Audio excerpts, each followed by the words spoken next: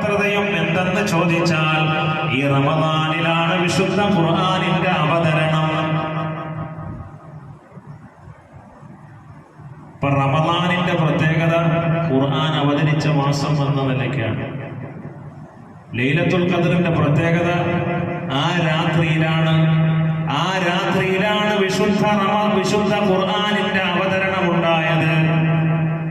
റബ്ബിന്റെ ജ്ഞാനരേഖയാകുന്ന ലൗഹുൽ മഹ്ഫൂദിൽ നിന്ന് മനുഷ്യരുടെ മാർഗദർശനത്തിനായി ഭൂമി ലോകത്തേക്ക് അല്ലാഹു സുബ്ഹാനഹു വ തആല വിശുദ്ധ ഖുർആനിന്റെ സന്ദേശം അവതരിപ്പിച്ച രാത്രിയാണ് ലൈലത്തുൽ ഖദ്ർ.